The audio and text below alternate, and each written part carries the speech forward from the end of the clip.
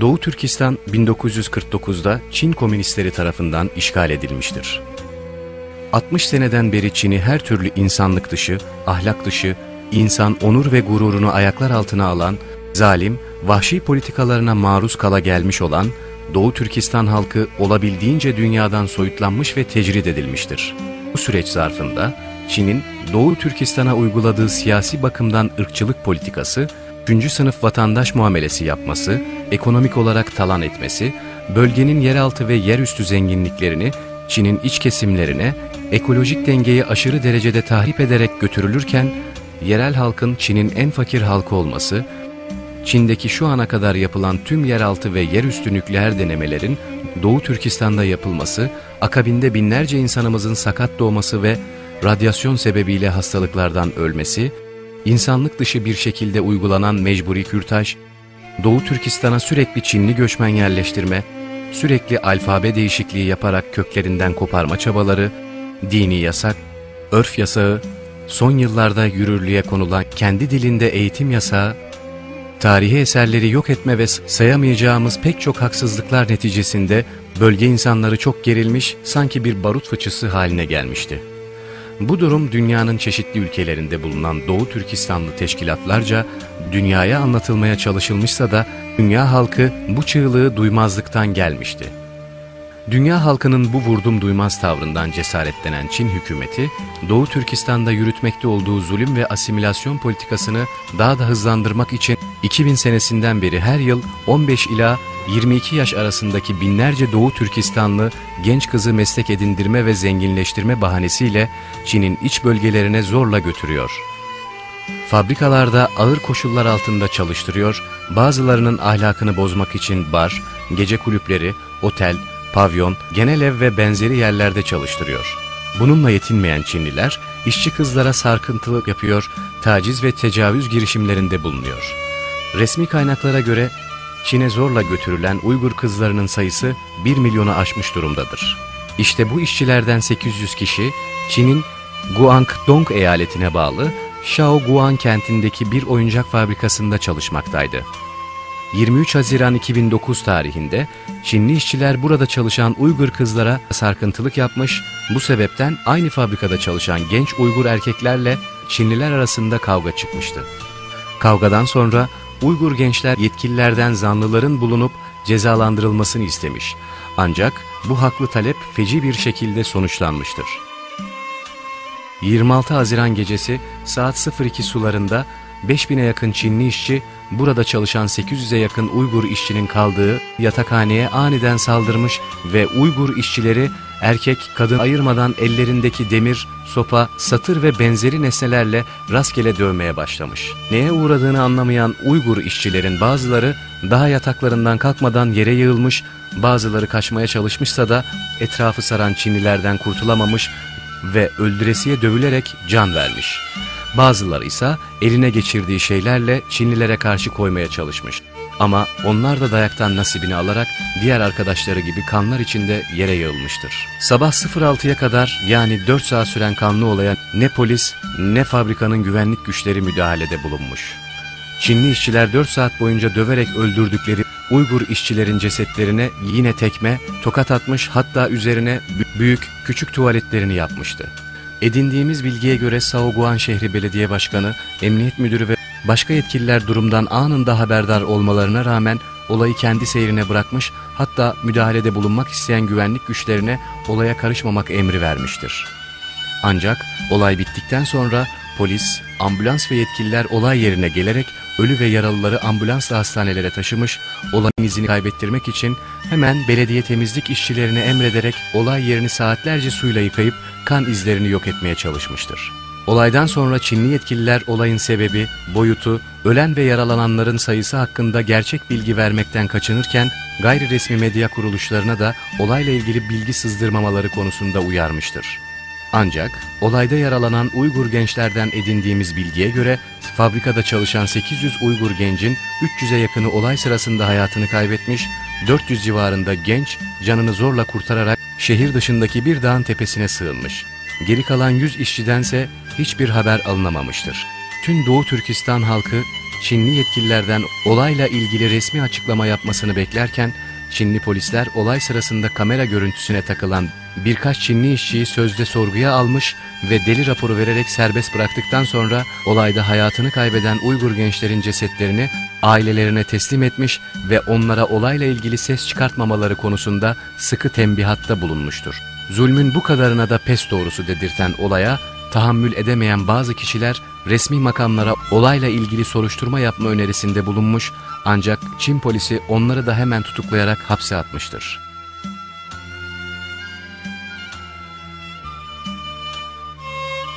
Bu gelişmelere sessiz kalmayan Doğu Türkistanlı öğrenci ve öğretim üyeleri 5 Temmuz Pazar günü Doğu Türkistan'ın başkenti Urimçi sokaklarına dökülmüş ve yetkililerden olayla ilgili net bilgi vermeleri ve suçluların bulunarak cezalandırılması talebinde bulunmuş.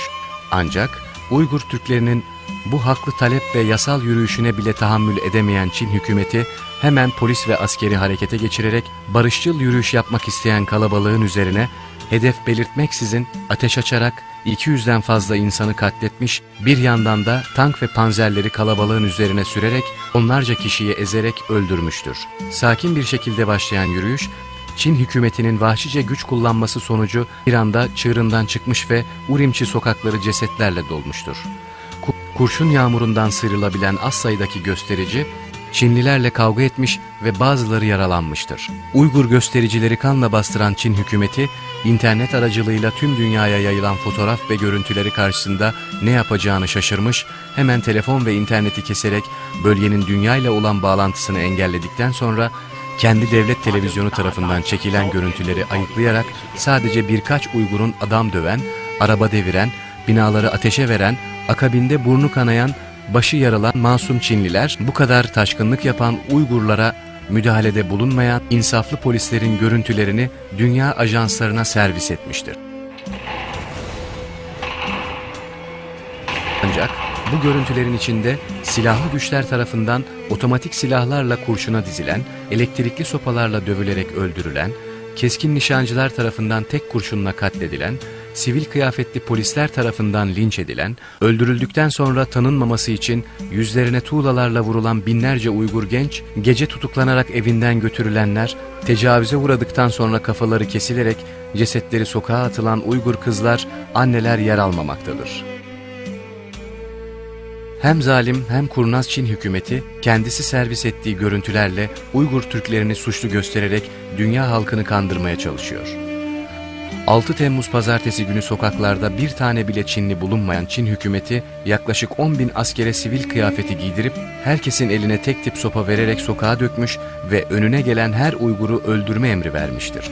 Uygur avına çıkan Çinli askerler Urimçi sokaklarında adeta terör havası estirmiş, sokakta gördükleri her Uygur'u linç etmiş, ev ev arayarak genç, yaşlı, erkek, kadın demeden herkesi öldürmüştür.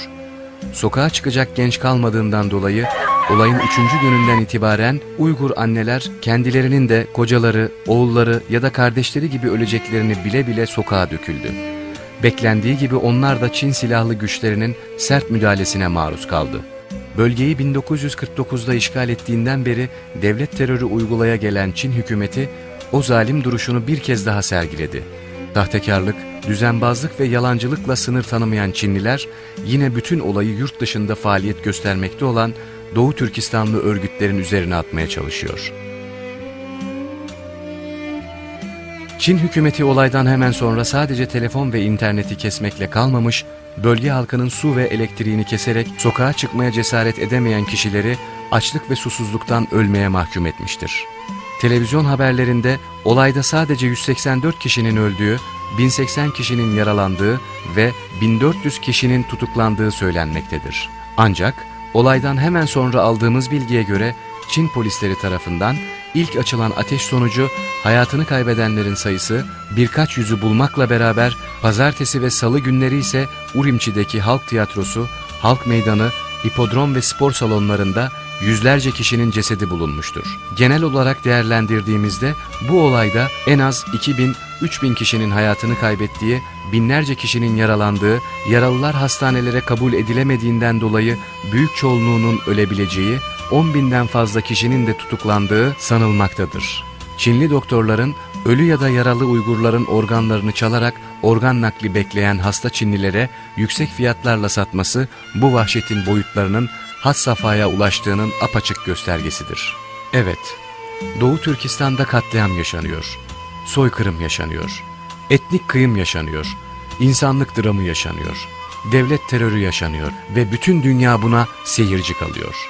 Aradan birkaç gün geçmesine rağmen olaylar hala bir türlü yatışmıyor ya da kasten yatıştırılmıyor. Çünkü sivil kıyafetli milis kuvvetler ellerinde sopa ve kesici aletlerle sokak sokak, ev ev Uygur avına çıkmıştır. Dolayısıyla Uygur Türkleri misilleme politikasıyla karşı karşıyadır. Çinliler önceki akşam Urumçi'deki en büyük ve cemaati en kalabalık iki camiyi yakmakla beraber 9 Temmuz 2009 tarihinden itibaren şehirdeki bütün camilere kilit vurmuş ve minarelerdeki müezzinlerin yerini keskin nişancılar almıştır. Camiye namaz kılmaya giden Müslüman halk kapıya yapıştırılan "evine git ve namazını orada kıl" yazısıyla karşılaşmaktadır. Yaşanan olayları etnik çatışma veya sokak kavgası gibi göstererek dünya halkını aldatmaya çalışan ve yasal yürüyüşe yapılan sert müdahalesinin haklı olduğunu iddia eden Çin yönetimi, bu olayların tetikleyicisi olarak yurt dışındaki vatan mücadelesi yapan Doğu Türkistanlı örgütleri göstermekte ve Türkiye Cumhuriyeti başta olmak üzere ABD, Almanya ve başka Avrupa ülkelerini meşhur teşkilat ve örgütlere yardım yataklık etmek yanı sıra yurt dışına çıkan Uygurlara eğitim imkanı sağlamakla suçlamaktadır. Doğu Türkistan halkı Komünist Çin işgalinden bu yana hiçbir zaman sömürülmeyi kabul etmedi. Çin'i kendi devleti, Komünist Parti hükümetini de kendi hükümeti olarak tanımadı. Çin hükümeti, Doğu Türkistan halkına uyguladığı siyasi, ekonomik, kültürel ve dini baskılarla kalmayıp, vatansever, aydın, kültürlü, bilgili, şuurlu kimselere pantürkist, panislamist, bölücü, terörist, ayrılıkçı gibi ithamlarla suçlayarak katletti. Yurtlarından sürgün etti. Müebbet hapis cezasına çarptırarak yıllarca ağır koşullar altında çalıştırdı. Bütün bu olanlara rağmen Doğu Türkistan halkı onlarca defa ayaklandı. Çin bir kapalı kutu olduğundan dolayı 80'li yıllara kadar dünya kamuoyunun bu olaylardan haberi bile olmadı.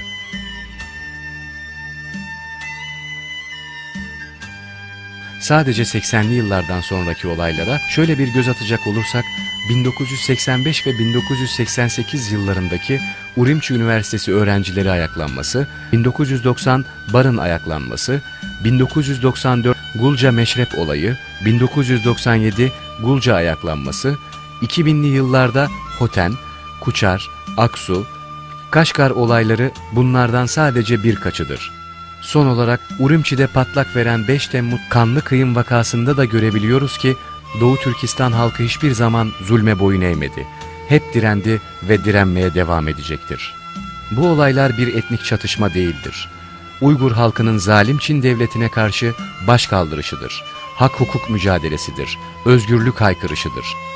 Elinde bir demir parçası bile olmayan sivil halkın tam teşekküllü Çin ordusuna karşı sergilemiş olduğu bu kahramanlık, kalplerindeki iman gücünün göstergesidir. Uygurların haklı taleplerine vahşetle cevap veren Çin yönetimi 06 Temmuz Pazartesi Çin'in kuzeybatı kolordusuna bağlı on binlerce askeri bölgeye sevk ettikten sonra 09 Temmuz Perşembe günü de askeri sevkiyatı devam ettirmiştir.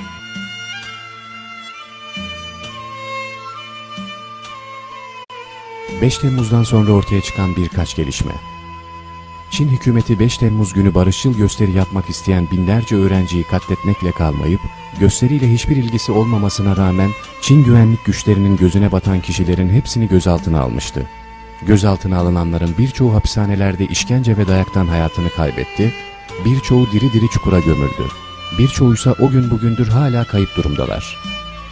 Çin hükümeti ondan beri bütün suçu Doğu Türkistanlıların üzerine atmıştı.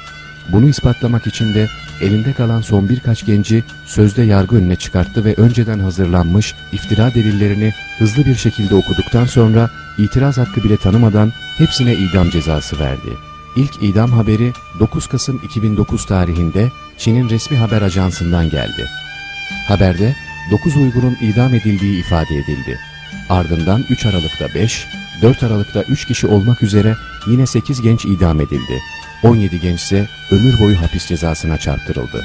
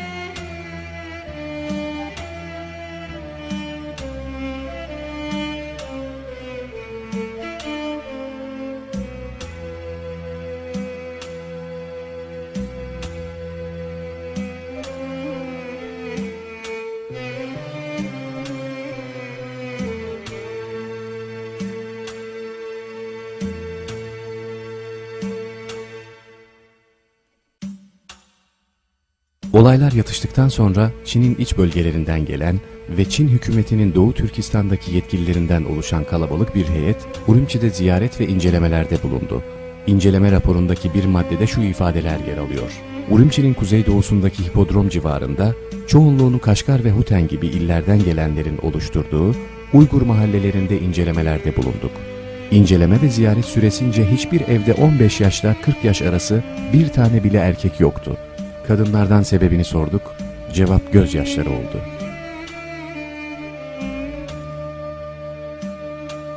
Kimliğini açıklamak istemeyen bir görgü tanığının ifadesine göre, Çin hükümeti, Urumçi'nin Ulanbay adlı dağlık bölgesine gizli bir hapishane kurmuştur. Bu hapishanede Kur'an kursuna gittiği ve dini eğitim aldığı gerekçesiyle gözaltına alınan 4 yaşla 15 yaş arası 1500 çocuk tutulmakta ve her türlü işkence ve sıkıntıyla beraber İslam'a karşı bir ideoloji ile yetiştirilmektedir.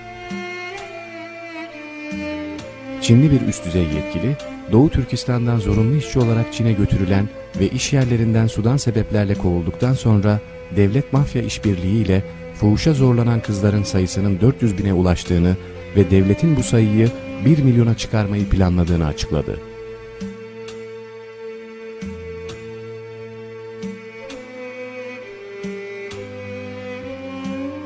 5 Temmuz olaylarından dolayı adeta şok olan dünya halkı, Kamboçya hükümeti tarafından icra edilen insanlık dışı bir ticarete imza atmasına yine gözlerini yumdu ve sesini bile çıkarmadı.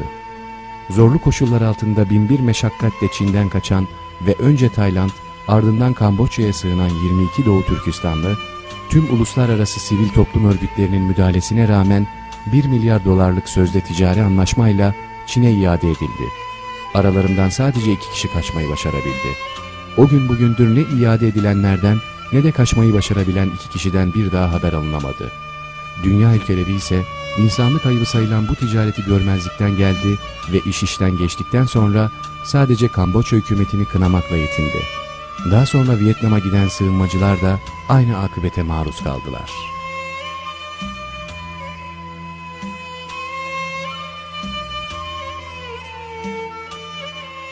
Doğu Türkistan halkının elinde bir demir parçası bile olmamasına rağmen Çin devleti neden bu kadar korkuyor, neden bu denli telaş içinde acaba?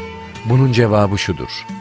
Çünkü Çin devleti işgalcidir, haksızdır, zalimdir, katildir. Çünkü Doğu Türkistan toprakları Doğu Türkistanlıların vatanıdır.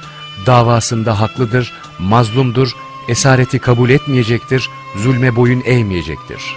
Son durum özetle böyledir. Peki biz Doğu Türkistanlılar ne istiyoruz?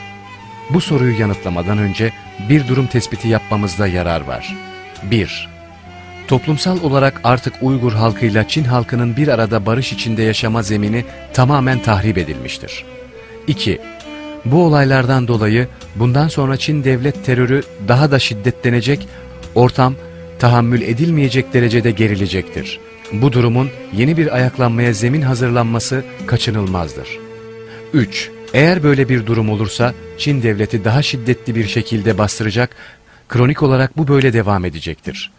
Uygur halkı da Çin halkı da Çin devlet teröründen büyük zarar görecektir. 4. Bu olaylarda sivil kıyafetli askerlerin yaptıkları katliam bir bakıma sivil Çinlilerin geleceğini de tehlikeye atmıştır. 5.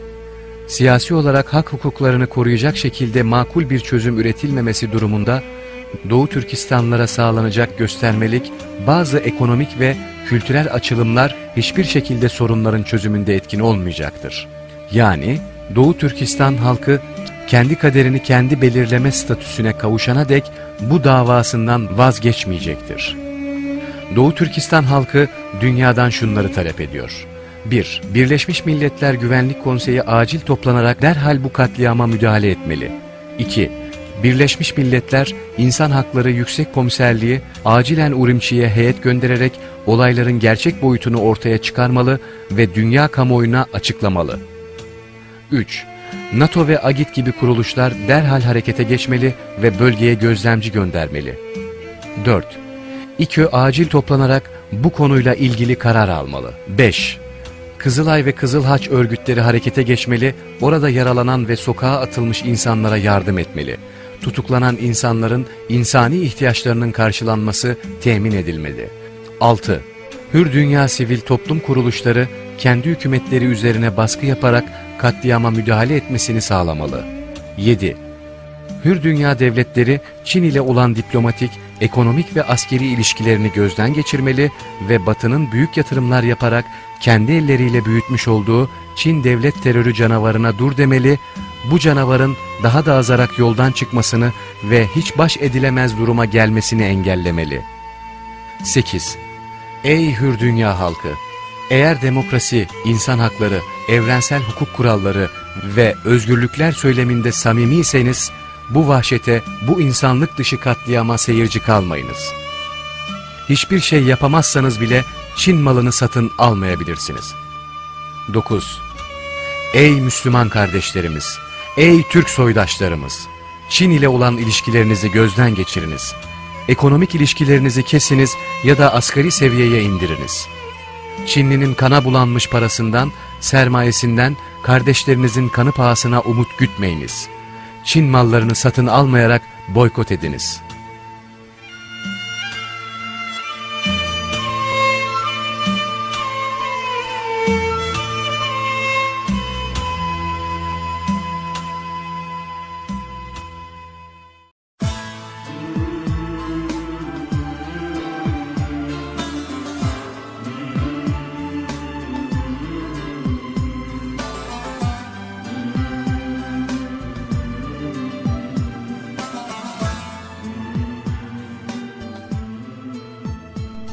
Tüm sözcükler suskun.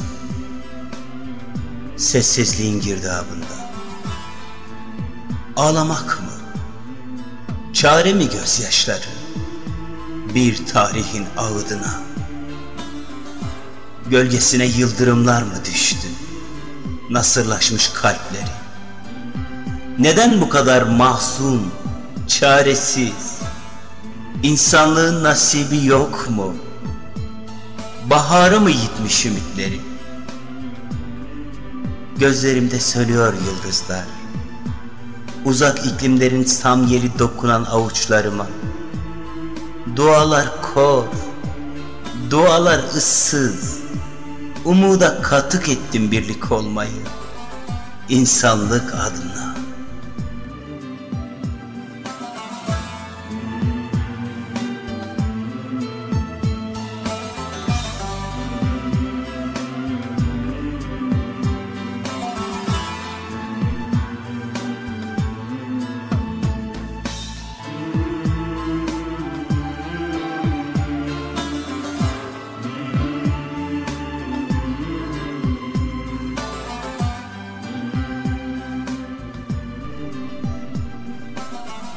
Hüzün yansır her kareden. İşler köklü bir yapıda. Ezansızdır minareler. Yetim kaldı her zerre. Sukutun düştü yadıma. Çağır beni, derinleşmiş yastan, özüne sahiplenmiş dimağımla. Cesaret kılıcını kuşanıp yürekten, yazalım gökyüzünün hürriyetine bu tarihi yeni baştan. Çiçeklerin kan, çiçeklerin hoyrat. Ne kaldı ki senden bu pervasız zulümden? Yeniden mavilere boyanır mı bu bayrak? Bir esaret zinciri sana yazılan her destan. Seninle, seninle sen olayım.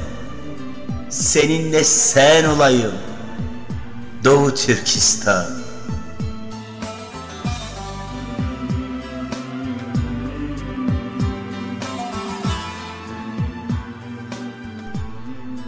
Şiir Züleyha Özbay Bilgiç.